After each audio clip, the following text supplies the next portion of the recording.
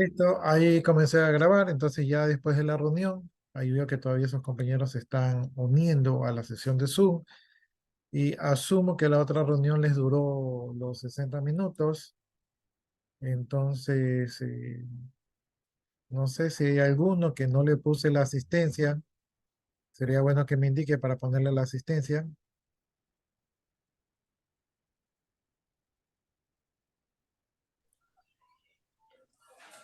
Buenas tardes, licenciado. A mí recién ingreso.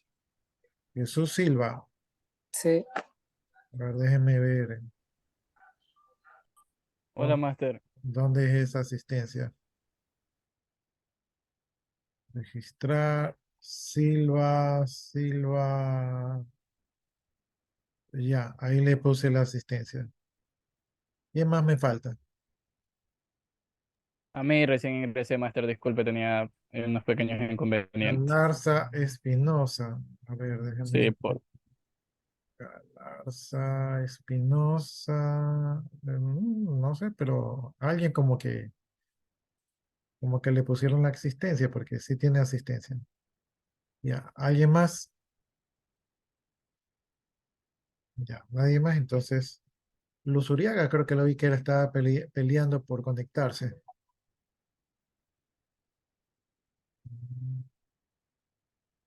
Bueno, aquí no lo veo. Ya, listo, jóvenes. Entonces, voy a compartir mi pantalla. ¿Verdad? Disculparán todo el desorden de mi escritorio, ¿verdad? Ya las notas ya se las compartí. Pueden ver los videos que han grabado y son compartidos en el aula virtual. Entonces ahí pueden ver los videos. Por si acaso alguno no vio su nota. Entonces, también pueden revisar la nota el día que estemos físicamente, pueden revisar sus lecciones, no hay problema con eso. Eh, y no sé si avanzaron ahorita que yo me fui, lograron avanzar. Creo que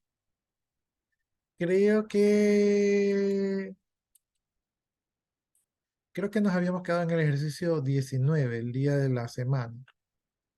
¿No? Entonces vamos abriendo el IDE, vamos viendo el ejercicio 19. Ya, ¿revisaron el ejercicio a partir del 19? ¿Sí revisaron? ¿O no revisaron?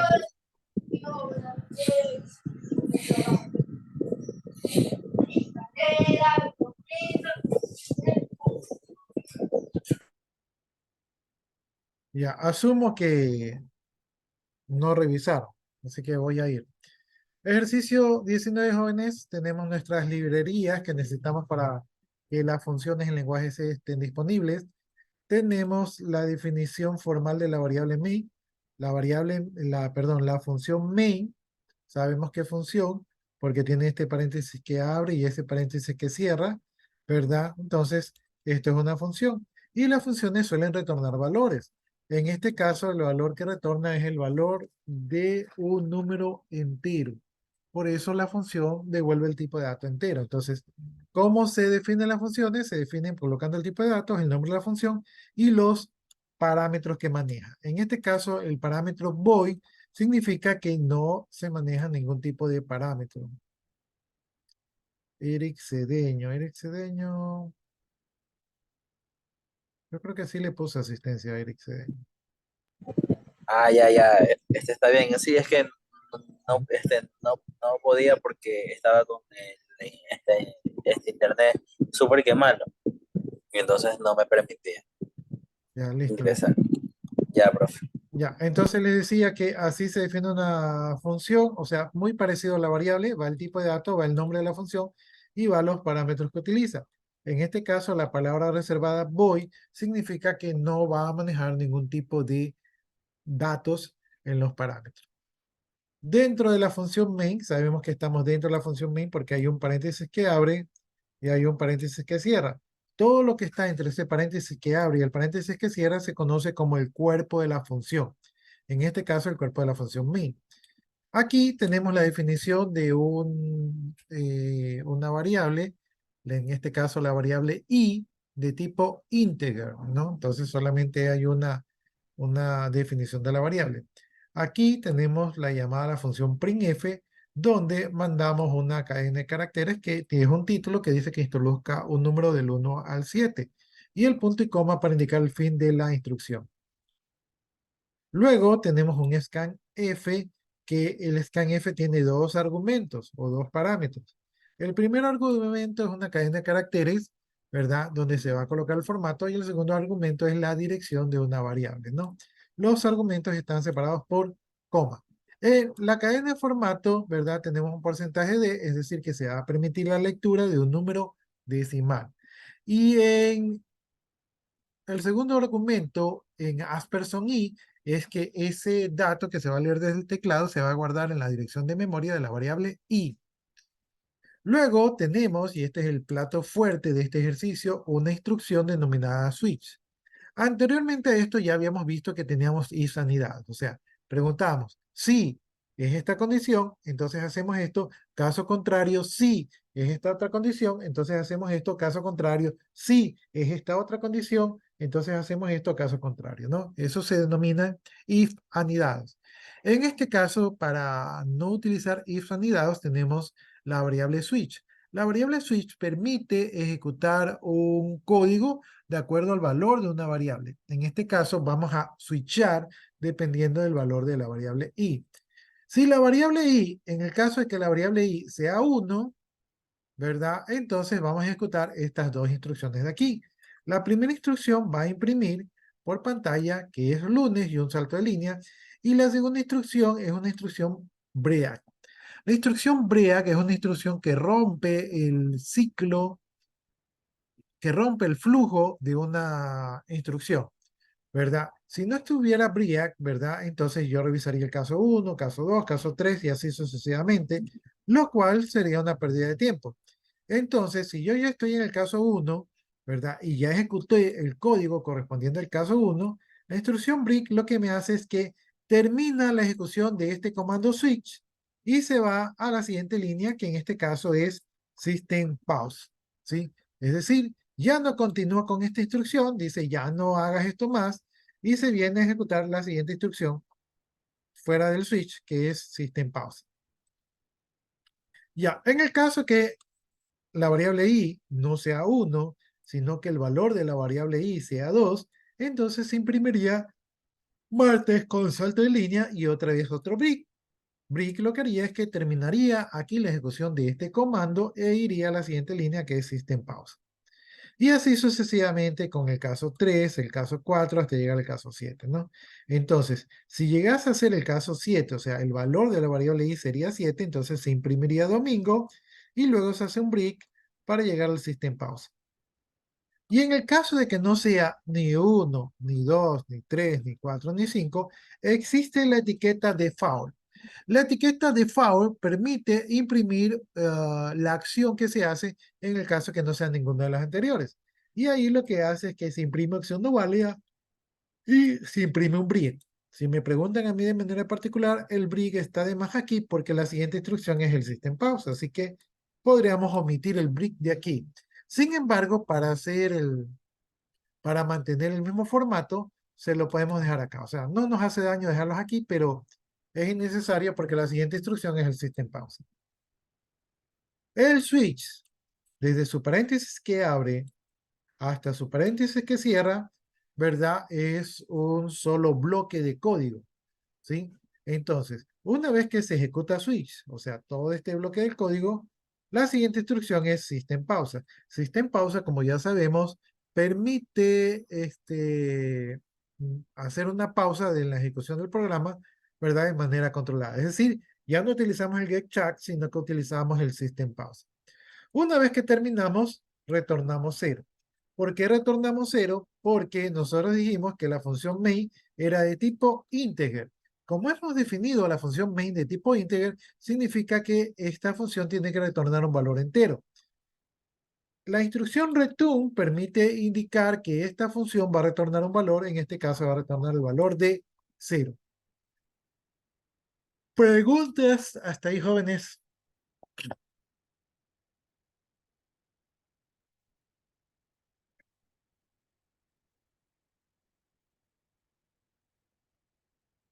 ¿Tienen alguna duda, inquietud? ¿No hay preguntas? Ya, entonces procedamos a la ejecución, ¿verdad? Quiero comentar la ST de library porque quiere ejecutar así, ¿verdad? Vamos a compilar y ejecutar y nos dice que no se reconoce el system pausa. ¿Por qué eso no se reconoce el system pausa? No se reconoce porque para que pueda yo llamar a esta función system, ¿verdad? Ahí está la función system, paréntesis que abre, paréntesis que cierra, un nombre, entonces esto es una función. Entonces, para poder reconocer la función system, tengo que tener una librería. En este caso, la librería std library es la que me permite llamar a la función system. Una vez que la comento, pues ahora sí ya puede ejecutar, ¿verdad? Ahí se ejecuta. Y aquí me dice que introduzco un número del 1 al 7. Voy a introducir, por ejemplo, el 3, ¿verdad? Me dice que es miércoles. Y me sale la pausa, presiono la tecla para continuar. Y me sale la otra pausa del procesador, ¿no?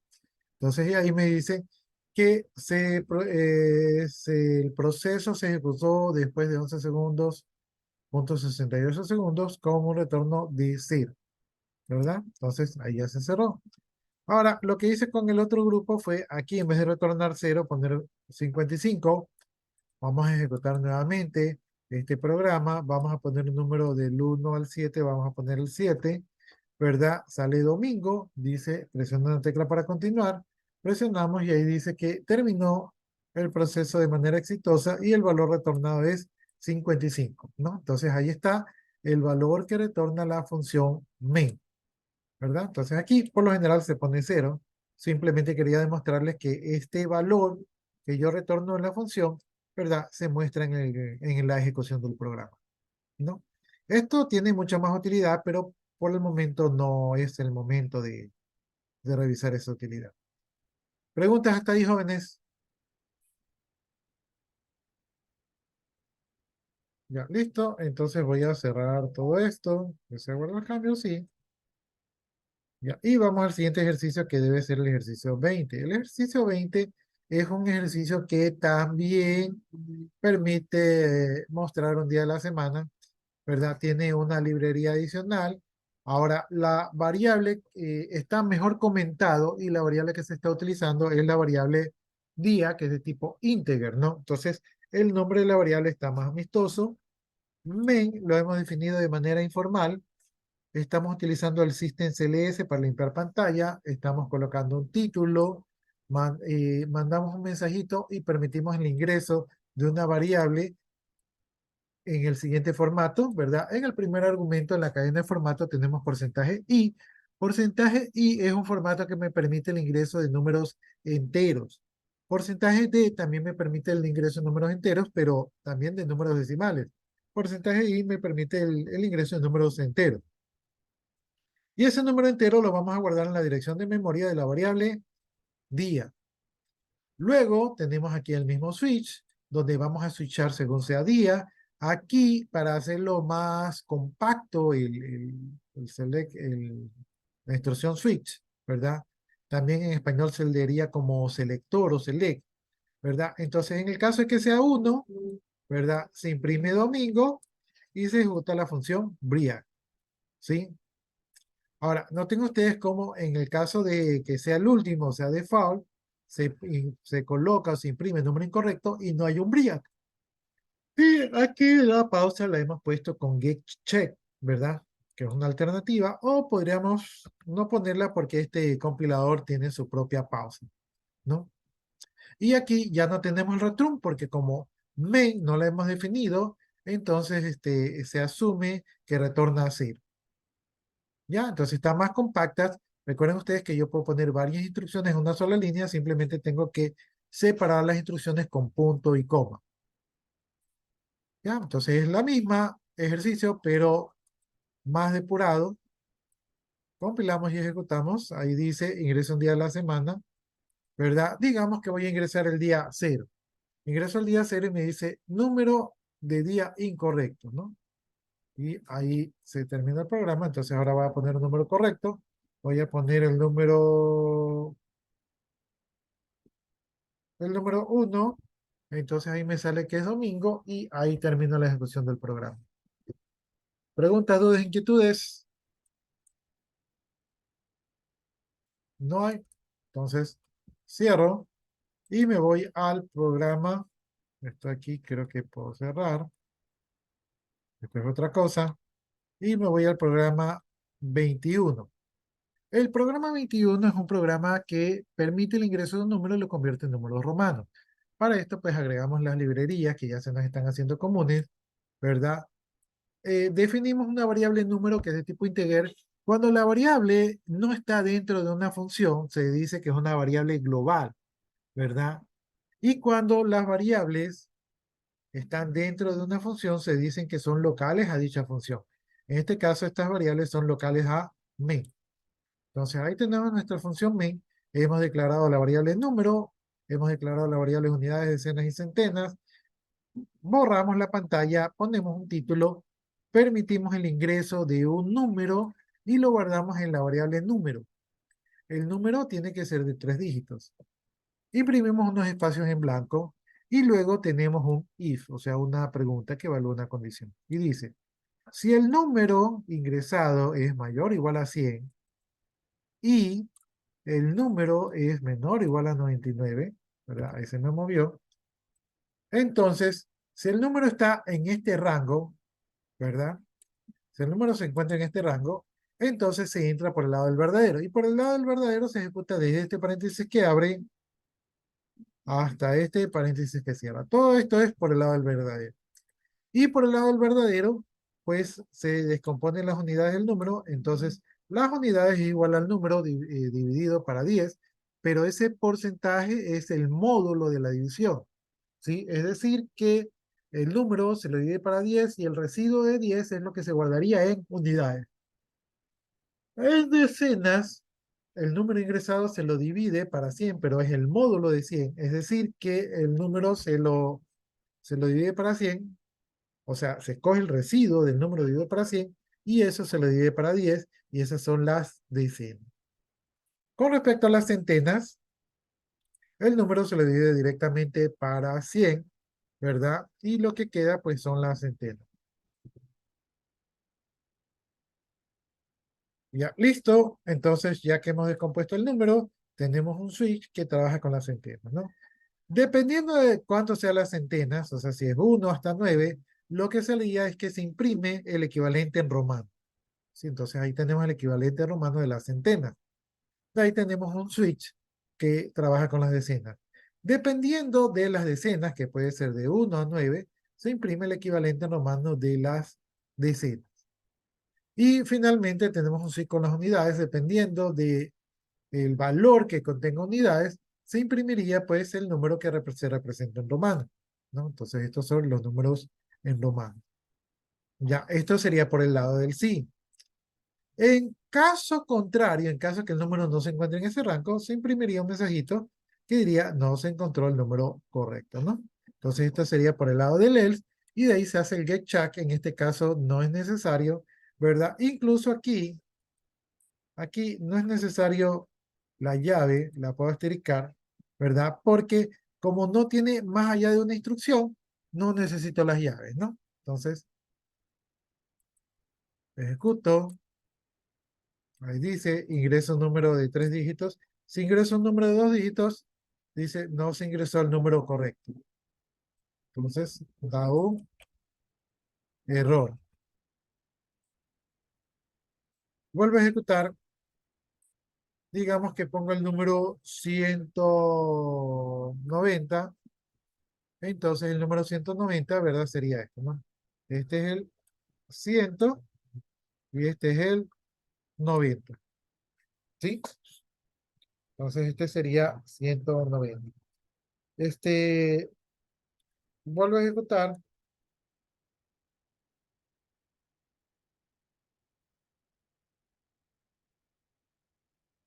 Vuelvo a ejecutar para ver qué sale.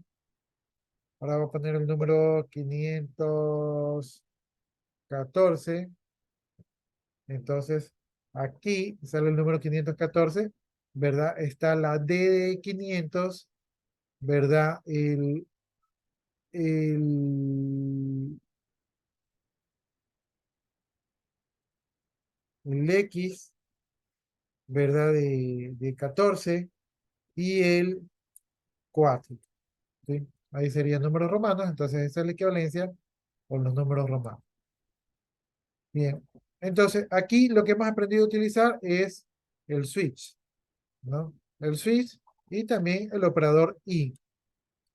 Preguntas, jóvenes.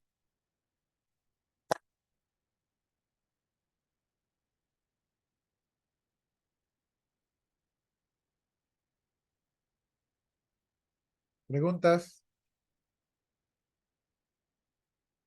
¿No hay preguntas? Ya. Como no hay preguntas, yo cierro el 21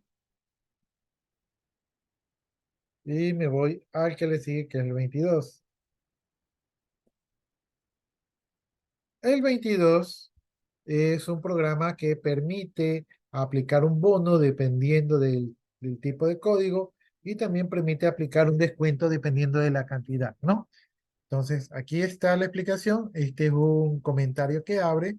Este es el comentario que cierra. Esto es un comentario de bloque. Incluimos nuestras librerías, ¿verdad? Aquí se incluyen las librerías. Hay una librería que está incluida aquí, pero que está comentada porque me imagino que no usamos. Tenemos la definición de la variable main. Y aquí tenemos definición de constantes. La definición de las constantes también se las hace de esta manera. La palabra reservada const, el tipo de dato float, ¿verdad? El nombre de la constante que por lo general lo escribimos en mayúscula, en este caso por 1, por 2 y por 3, y los valores de las constantes, ¿no? El concepto de una constante es que no va a cambiar en el desarrollo del programa. Entonces, esas son las constantes. Y acá tenemos declaración de variables globales, tenemos bono y código que es de tipo integer y tenemos precio, descuento, cantidad, subtotal y total que son de tipo flotante. Entonces, estas son las variables. Y como estas variables están definidas dentro de main, entonces se conocen como locales a la función main. De allí hacemos una limpieza de la pantalla con el comando cls, utilizando la función system, ¿verdad? La que está por acá funciona en versiones anteriores de C. Mandamos un mensajito por pantalla que es un título. Luego permitimos la entrada de datos donde pedimos que se ingrese un código, un precio y una cantidad. Y lo vamos guardando en las variables código, precio y cantidad. Y la primera variable es de tipo entero, la segunda variable es de tipo flotante y la tercera variable también es de tipo flotante, ¿no? Entonces ahí están sus etiquetas con su scan para permitir la entrada. Mandamos unos saltos de línea en la pantalla para que se vea bonito. Comenzamos el proceso diciendo que subtotal es igual a precio por cantidad. Luego, según sea el código que se ingresó, si es 1, bono vale 70. Si es 2, bono vale 50. Y si es 3, bono vale 20. Y si no se ingresa alguno de esos valores, entonces bono se hace 0 y se imprime un mensajito de que no se ha ingresado un código de bono. Ya, después de eso, ¿verdad? Evaluamos el subtotal. Si el subtotal que lo acabamos de calcular es mayor a 5.000, entonces el descuento va a ser igual al subtotal por el porcentaje 1. Caso contrario, si el subtotal es mayor a 1.000 y el subtotal es menor a 5.000, o sea que está entre 1.000 y 5.000, entonces el descuento va a ser igual al subtotal por el porcentaje 2. Y en caso contrario, que no sea mayor a 5.000 y que no sea entre 1.000 y 5.000, entonces solo queda el caso 3, donde subtotal es igual a subtotal por el porcentaje 3, donde descuento es igual a subtotal por el porcentaje 3. Finaliza este is donde calculo el descuento y luego digo que total es igual al subtotal menos el descuento menos el bono. Y luego lo que hago es que muestro el subtotal, muestro el bono, muestro el descuento y muestro el total, ¿verdad? Con los print, con formato donde tengo aquí el formato donde se va a colocar subtotal, el formato donde se va a colocar bono. Bono era entero, por eso se muestra en un formato número decimal. El descuento es real, así que se muestra en este formato tipo real. Y el total es real, así que se muestra en este formato tipo real.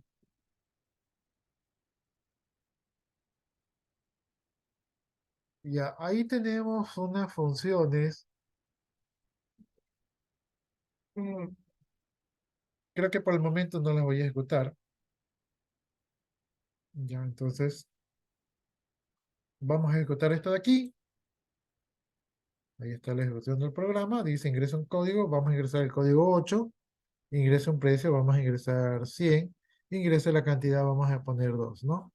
Entonces dice el código 8 no tiene bono. El subtotal es 200. Se aplica un bono de 0. Se calculó el descuento que es de $4. Total a pagar es 196. Listo. Entonces ahora vamos a ejecutar nuevamente. Ahora sí vamos a poner un código válido. Vamos a poner el código 2. Vamos a poner el precio así mismo 100. Cantidad 2.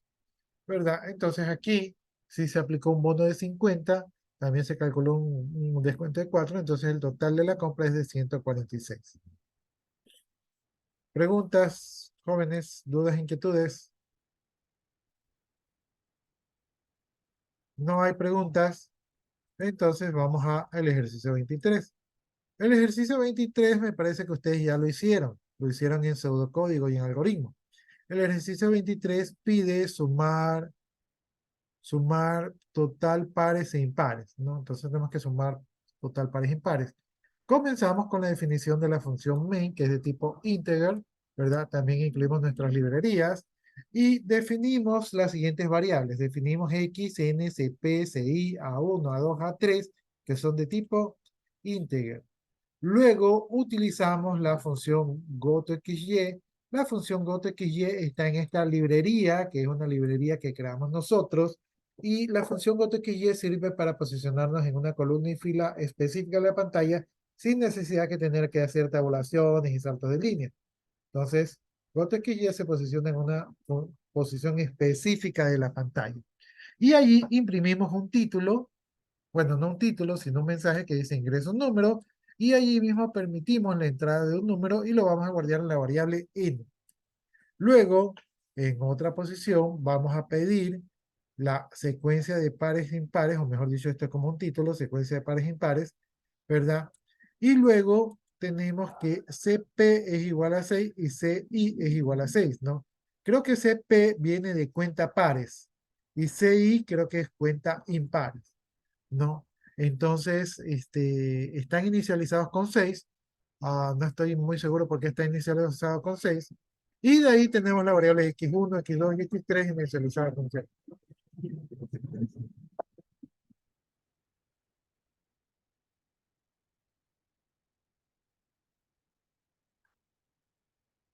Ya tenemos las variables a1, a2, a3 inicializadas con 0. Ahí me salió un mensajito que nos quedan 10 minutos de clase. Y aquí tenemos una estructura repetitiva. ¿Sí? Hemos llegado a las estructuras repetitivas. Esta estructura repetitiva for funciona de la siguiente manera. El for va a repetir todo lo que está entre esta llave y esta llave de acá. Todo lo que está entre esas llaves lo va a repetir el for, ¿verdad? ¿Y cómo funciona el for? El for va a repetir desde x igual 1, ¿verdad? Entonces va a comenzar desde x igual 1 y se va a repetir mientras x sea menor o igual a n. Recuerden que n fue un número que ingresamos desde la pantalla. Entonces, mientras x sea menor o igual a n, se va a seguir repitiendo y en cada ciclo, cuando el programa ejecuta esto, hasta aquí, ¿verdad? Hasta aquí, esto es un ciclo, ¿verdad? Y cuando completa un ciclo, regresa a la cabecera, ¿verdad? A volver a ejecutar. Entonces, en cada ciclo, x se va a incrementar en 1, ¿sí? Recuerden, el más significa incrementar en 1, ¿no?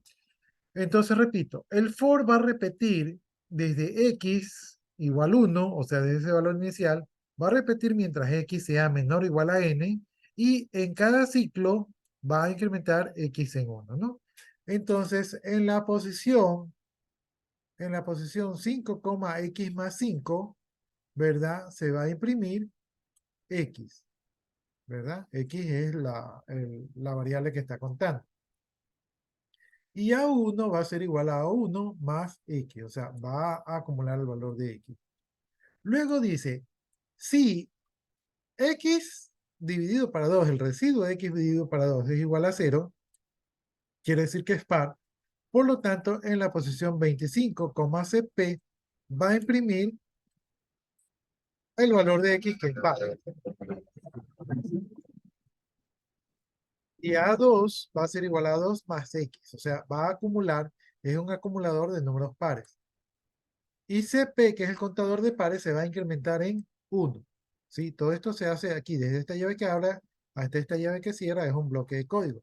Es lo que se va a hacer por el lado del verdadero.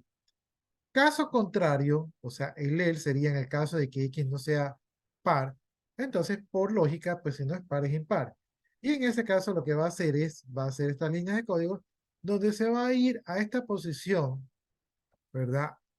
Donde ahí está el contador de impares y va a imprimir el valor de X. Y luego en A3, o sea, acumulador de impares va a acumular lo que es A3 más X. Y luego el contador de pares lo va a incrementar en 1. Finalmente, ¿verdad? Cuando este ciclo se repita hasta que X sea menor a N que fue ingresado, lo que va a hacer es que va a mostrar, ¿verdad?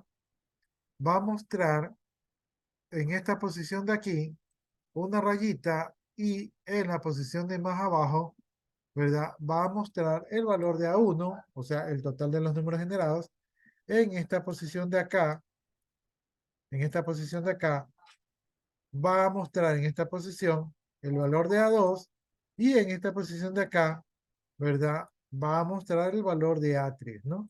Entonces, uno es el acumulador total, otro es el acumulador de pares y el otro es el acumulador de impares. Y finalmente termina la función.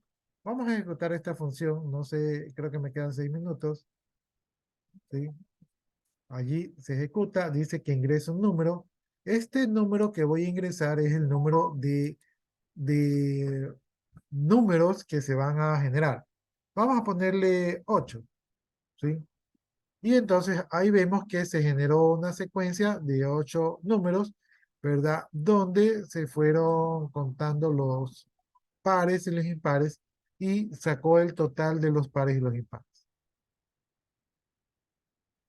¿Sí? Entonces utilizamos el for para ir contando los números los fuimos presentando por pantalla, ¿verdad? Y también los fuimos acumulando y también los fuimos contando. Tenemos 4 pares y tenemos 4 impares. Y efectivamente tenemos que 2 más 4, 6, 6 más 6, 12, 12 más 8, 20. Por el otro lado tenemos 1 más 3, 4, más 5, 9, más 7, 16.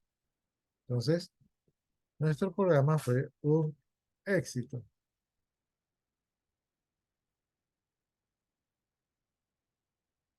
Si ingresamos, por ejemplo, el número 10, ¿verdad? Entonces, se generan, se repiten los ciclos hasta generar 10 números, ¿verdad? Los cuales pueden ser pares o impares. Preguntas, jóvenes, dudas, inquietudes. ¿Qué aprendimos ahorita? Aparte de utilizar el GoToXY para ponernos en partes específicas de las pantallas, aprendimos a utilizar el for, ¿sí? Entonces, ya estamos en estructuras repetitivas. Ya, me quedan 4 minutos. Si el ejercicio que viene es fácil, si alcanzamos a ver el que viene, múltiplos de n. Tal vez no sea tan fácil, aunque es cortito, ¿verdad? Múltiplos de n, lo que tenemos es que tenemos 3 variables, la a, la n, la t. Se permite el ingreso de un número, el número se lo guarda en n, y dice que vamos a repetir desde a igual a 1, mientras a sea menor o igual que 12, ¿verdad? Y en cada ciclo, un ciclo es cuando se repite todo un cuerpo de un bucle, en cada ciclo se va a incrementar a en 1, ¿no? Entonces, cuando ingresa por primera vez, ¿verdad? T va a ser igual a n por a, y luego va a imprimir los valores de n, de a y de t, y luego va a retornarse, ¿no? Entonces, ¿qué va a generar esto de aquí? Según esto aquí dice que pone los múltiplos de n. Vamos a ver si es verdad que pone los múltiplos de n. Ahí está. Vamos a poner el número 10. y lo que hace es que genera la tabla del 10. ¿Sí?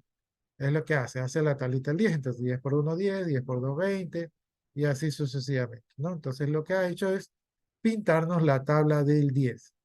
¿Cómo lo hicimos con una estructura repetitiva? Preguntas, jóvenes.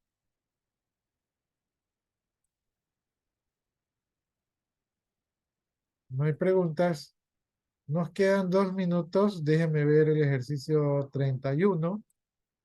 Ya, el ejercicio 31, jóvenes, tiene la variable main.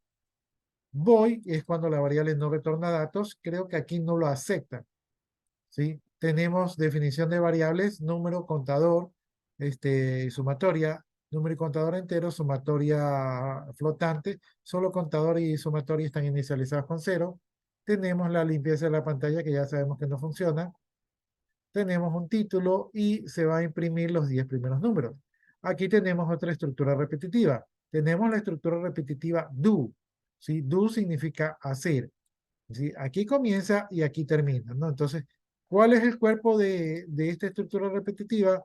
Todo esto es el cuerpo, todo esto se va a repetir, ¿verdad? Esto se va a repetir hasta que el contador sea menor a 10. Entonces, esto se lee mientras. Mientras contador sea menor a 10, si esto es verdad, todo esto se va a repetir. ¿Qué es lo que se va a repetir? Va a permitir ingresar un número, va a permitir contar el número, va a permitir acumular el número y esto se va a repetir mientras el número sea menor a 10. Luego, cuando ya salimos del bucle, cuando el contador sea menor a 10, ¿verdad? Entonces, imprime la sumatoria de los números, ¿no? Me queda 1 minuto, vamos a ejecutarlo a ver si se ejecuta, ¿verdad? Entonces aquí tengo que borrar el void porque no encuentra, no impide el tipo de datos, ¿verdad? Este getCheck también está de más. Y este aquí también me va a dar problemas. Listo, entonces vamos a ejecutar, ¿verdad? Me dice que ingrese 10 números, voy a ingresar el 1, el 5, el 6, el 8, el 12, ¿verdad? El 3, el 4, el 7, el 9, el 10, y dice la sumatoria de los 10 números es 65. ¿No? Entonces veamos. 1, 2, 3, 4, 5, 6, 7, 8, 9, 10. Sí. Me permitió el ingreso a los 10 números y los sumó. ¿Preguntas, jóvenes?